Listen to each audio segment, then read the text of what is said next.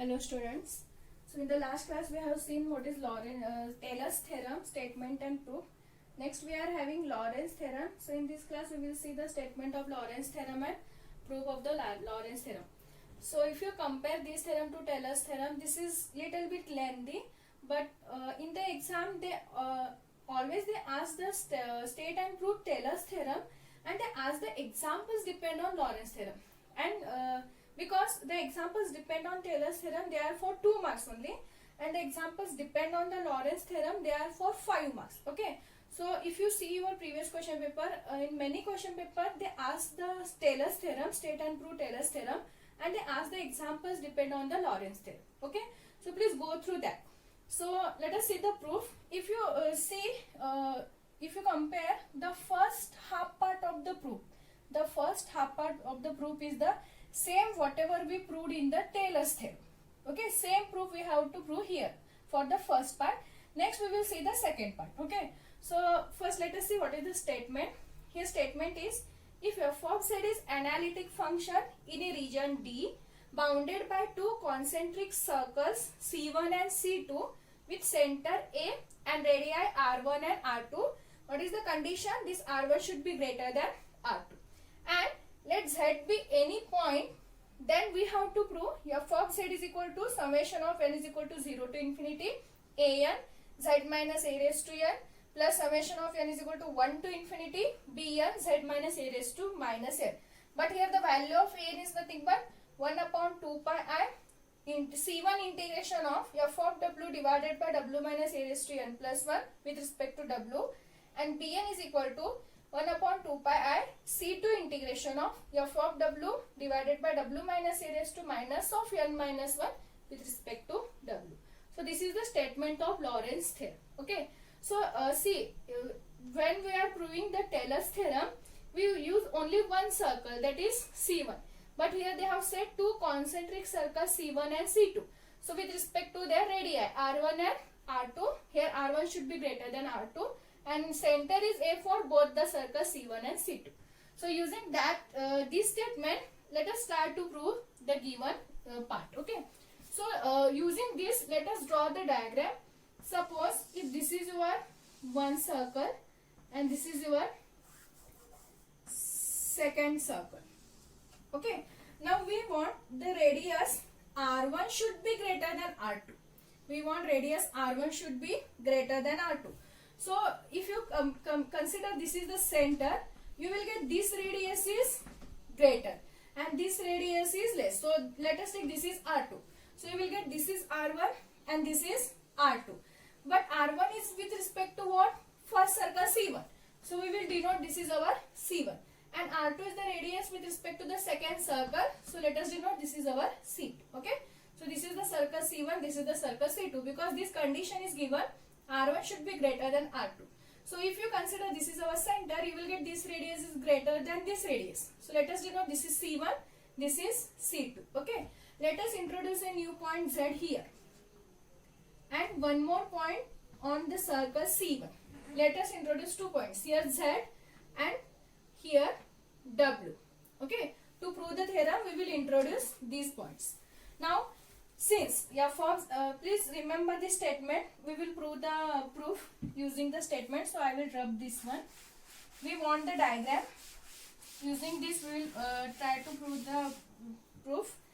Since here f of z is analytic in the region D and it is given in the statement only, and here z be any point, and that is also given in the statement only. So we introduce here it is z be any point.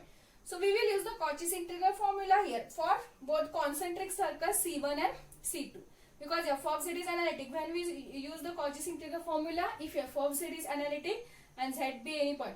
Z means if A be any point. Okay. In the Cauchy's integral formula, we denote if f of z is analytic and A is any point, then Cauchy's integral formula is given by f of A is equal to 1 upon 2 pi I, that integration, C integration with respect to that circle, then f of z divided by z minus a. So similarly here f of z is analytic and we introduce w and z both are the new points. So we will use the Cauchy's integral formula. Okay. And it is, since if f of z is analytic at every value of z, and if I introduce new point w, So we will say f of w is also analytic. So we will use the Cauchy's integral formula with respect to this. Okay. So what we will get, and here we are having two concentric circles. So using the Cauchy's integral formula, you will get f of z is equal to 1 upon 2 pi I. First with respect to C1 integration of f of w divided by w minus z. See, in general we denote z minus a, but there a is the point, and we denote f of z is the function.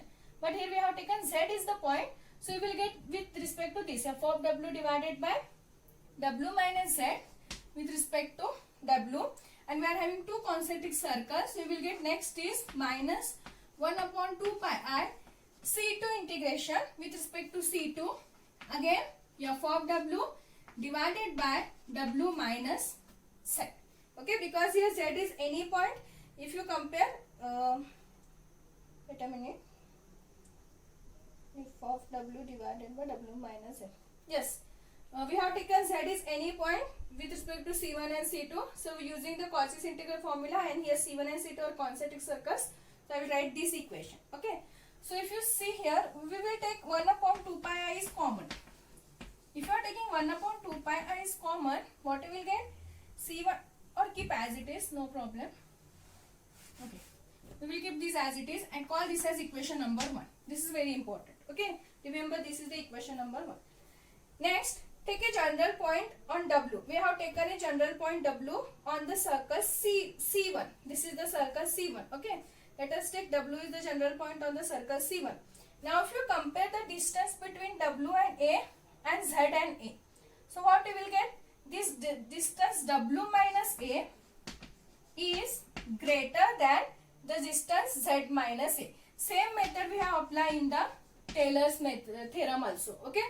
So if you see this distance W minus A, this distance is greater than this distance. Okay. So when you will get this value is less than 1 if you are taking this term on this side. So that implies modulus of Z minus A divided by modulus of W minus A is less than 1. Now if this equation is less than 1, so if you are considering next term, we have to take W minus A is common. Okay. Same step we have taken in the Taylor's theorem. So we have to consider 1 upon W minus A. So you will get all the proof is same whatever we proved in the Taylor's theorem. Okay. So 1 upon W minus A. So you will get, I will add plus A and minus A. So you will get 1 W minus A minus of Z minus A. If you add the plus A and minus A, you will get W minus A minus of Z minus A. So we are having in this form, it is less than 1. So we have to take W minus A is common. Then only you will get your next term is it is in this form. Okay. So if you are taking W minus A is common, what we remains with? Here we remains with 1 and here we remains with Z minus A divided by W minus A. So please take, I want this circle. Okay, let it. So if you take this term on the numerator, what you will get? Here we remains with 1 upon W minus A, 1 minus Z minus A divided by W minus A inverse. Expand this 1 divided by W minus A. What is the expansion? 1 plus Z minus A divided by W minus A plus Z minus A divided by W whole square divided by W minus A whole square plus Z minus A whole cube divided by W minus A whole cube plus and so on. What is the nth term you will get? Z minus A raised to n divided by W minus A raised to n. Now if you multiply this term inside, what you will get? 1 divided by W minus A plus Z minus A divided by W minus A into W minus A, so it is whole square plus so on. What is the general term you will get? Z minus A raised to n divided by W minus A raised to n plus 1, because we have to multiply this W minus A inside. Okay. So we have up to this. Okay. So if you see or if you compare this with respect to Taylor's theorem, this proof is same. So first half part is same for the both the theorem. Okay. So we are having the value of this is our 1 upon W minus Z. Okay. So what we have to take next? We have to multiply f of W divided by 2 pi I. We have to multiply f of W divided by 2 pi I. And after multiplying this, we are taking this with respect to C1. If you see that circle, these two circles. This is C2, this is C1, this is center A, this is radius R1 and this is radius R2, this is W and this is Z. Okay. See, we have taken W is any point on the circle C1, and if you compare this, we have taken this with respect to C1. So here we will integrate this term with respect to C1 only by multiplying f of W divided by 2 pi I. So if you multiply this, what you will get? On integrating this, what you will get? 1 upon 2 pi I C1 integration of this side. So if we are multiplying f of W also. So f of W divided by, here we are having W minus Z with respect to W. So this is equal to, what you will get the next term is 1 upon 2 pi I C1 integration of, write down C1 integration of f of W, okay, divided by W minus A with respect to W, plus what you will get the next term is 1 upon 2 pi I C1 integration of, here we are having Z minus A, so I will take that outside. Z minus A f of W divided by W minus A whole square dW, plus so on. What is the nth term you will get here? Z minus A raised to n divided by 2 pi I C1 integration of f of W divided by here W minus A raised to n plus 1 dW. Okay, this is our nth term. So on Z minus A raised to n divided by 2 pi I and this term. So if you see up to this, we are use the same proof whatever we use in the Taylor series. Now suppose if you are considering your an value is nothing but Z minus A raised to n divided by 2 pi I. Let us take this is the an value. If you denote this is an, f of W divided by W minus A raised to n plus 1 with respect to dW. Suppose if this is your value of an, and if you substitute n is equal to 0, what you will get? A0 is equal to Z minus A raised to 0. But what is Z minus A raised to 0? Value is always 1. Any number raised to 0 is 1. So you will get it is 1 divided by 2 pi I. Next, C1 integration of f of W divided by W minus A raised to n plus 1. But we are taking n is 0, 0 plus 1. So it remains with only 1. So what you will get? The term is 1 upon 2 pi I C1 integration of f of W divided by W minus A. Or we can keep Z minus A as it is, and we will take only for with respect to this. Okay. We will keep Z minus A whole square as it is. So what we will get the next value A1?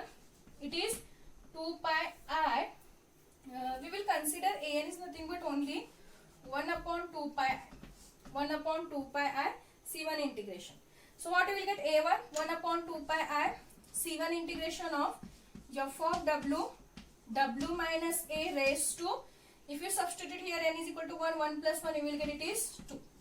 Okay, so you will get, similarly if you find A2, you will get 1 upon 2 pi I C1 integration of f of W divided by W minus A whole cube dW. Okay, so what you will get? This equation is nothing but, this is nothing but f of Z is equal to A0. Okay, this is the value of A0. See, compare these two. You will get this is the value of A0. You will get next is, here we remains with Z minus A. So Z minus A, A1. Next we will get, here we remains with, next term is we remains with Z minus A whole square into A2 plus so on. The last term is Z minus A raised to n, A n. So this is the given equation. If you write it is in terms of summation, what you will get? It is nothing but 1 upon 2 pi I. We will get, this is equal to 1 upon 2 pi I. Sorry, here we are having 1 upon 2 pi I, no? So 1 upon 2 pi I C1 integration of f of W divided by W minus Z dW is equal to summation of, it is nothing but summation of n is equal to 0 to infinity Z minus A raised to n A n. Is it? Z minus A whole square, Z minus A raised to n A n. Okay. Now if if you see the statement of the theorem, this is the first part. We got the value of an here, and here we got the value of an, that is nothing but 1 upon 2 pi I c1 integration of f of w minus a raised to n plus 1 dw. Okay, so this is the value of with respect to c1. Now we will see with respect to c2 now. Now if you compare the same point w, okay, and if you compare now with respect to c2, if you want to compare the circle with respect to c2, now if you compare this distance now, okay, with respect to c2 means it comes this to this, is it? This to only with respect to c2, okay, and this is our c2 circle, and next this distance from z to a, okay. So what you will get with respect to c2? You will get with respect to c2 modulus of w minus a is less than modulus of z minus a. Okay, if you compare the distance with respect to c2 now, okay, with respect to c2 means your w comes here. Okay, if you are taking w is any point on the circle c2 now. In the first part we have taken w is any point with respect to c1. Now we will take w is any point with respect to c2 now. So if you are taking w is any point on c2, what you will get? This distance w minus a is less than now z minus a. So you will get w minus a is less than z minus a.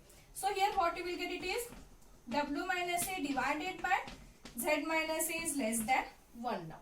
Okay, so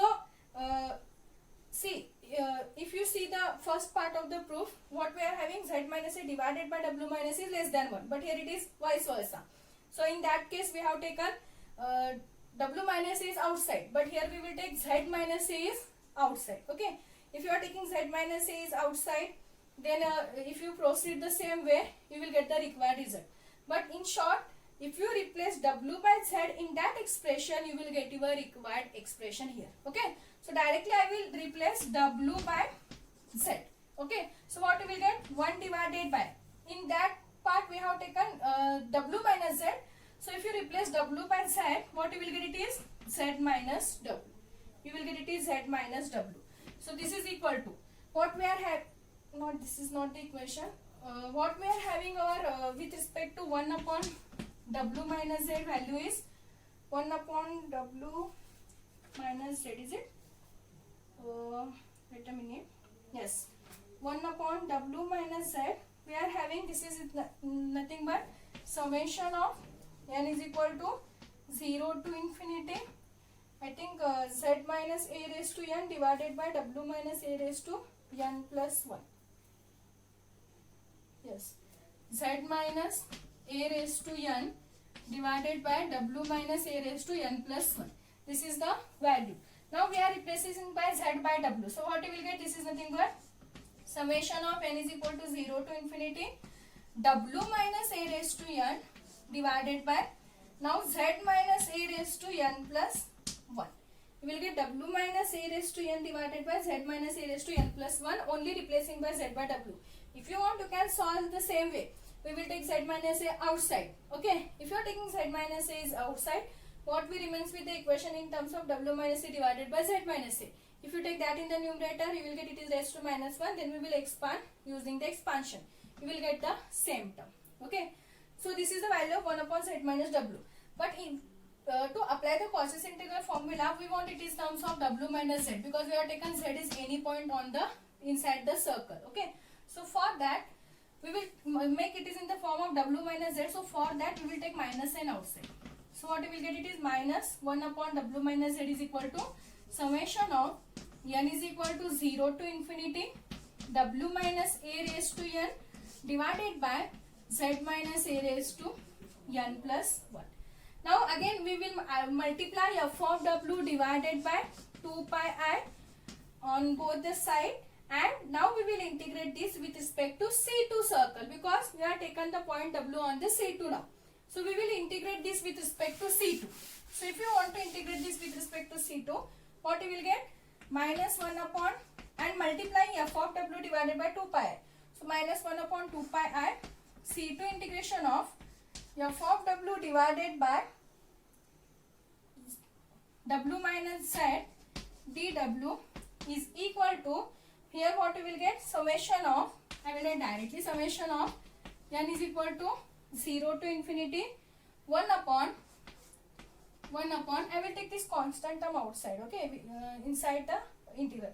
Z minus a is constant, so what we will get, z minus a raised to n plus 1 upon z minus a raised to n plus 1, then 1 upon 2 pi I c2 integration of, what we remains with here, w minus a raised to n. So w minus w minus a raised to n f of w dw.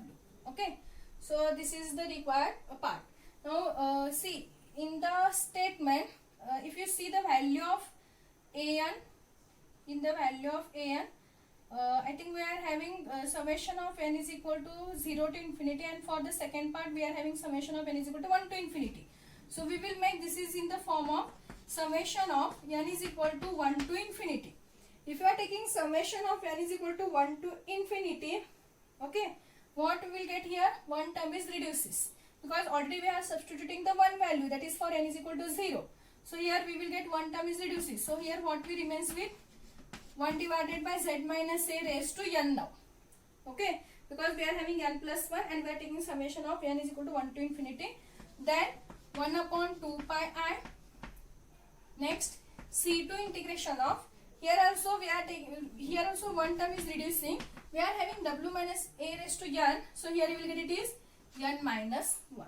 Okay. Next low term, n minus 1 f of w dw. F of w dw. Okay. So let us write down, this is in the form of summation of n is equal to 1 to infinity 1 divided by z minus a raised to n bn. Let us take, this is the value of bn. What is the value of bn? You will get 1 upon 2 pi I c2 integration of w minus a raised to n minus 1 f of w dw. If you see the statement, you will get the same value here. That is the same value. Okay. So now we are having bn also, an also.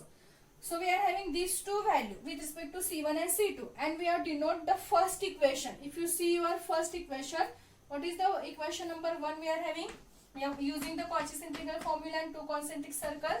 We are having 1 upon 2 pi I c1 integration of f of w divided by w minus z dw minus 1 upon 2 pi I c2 integration of f of w divided by w minus z dw. Okay, we will substitute the value. This is equal to in the first part, whatever, when we are got the value of an, we got the value of 1 upon 2 pi I with respect to c1, and what is the value? That value is nothing but summation of n is equal to 0 to infinity z minus a raised to n an. And for this circle, 1 upon 2 pi I c2 integration of f of w minus z dw. This is minus 1 upon 2 pi I. See, here also we are having minus, or if you want it is in the plus, we can transfer this minus and on this side. What you will get, minus into minus, here it is plus. So 1 upon 2 pi I c2 integration of f of w divided by w minus z dw. So what is the value we are having here? Minus into minus, it is plus summation of n is equal to, what is the value? N is equal to 1 to infinity. See, this is the value, n is equal to 1 to infinity 1 upon z minus a raised to n, or you can write z minus a raised to minus n bn, taking this term on the numerator. Okay, that is the required result. What is the value of an here? 1 upon 2 pi I c1 integration of f of w minus a raised to n plus 1, and what is the value of bn? 1 upon 2 pi I c2 integration of w minus a raised to n minus 1 f of w dw. Okay, so this is the required proof of the Lorentz theorem. I know this is little bit lengthy, but there is no option, so you have to prepare this. See, if you compare, first part is same. If you prepare the Taylor's theorem, you will write the half part of the proof, and second, only replacing w by z, you can write down the second half part. Okay, so these are the two theorems. In the next class, we will see the examples depend on these two theorems.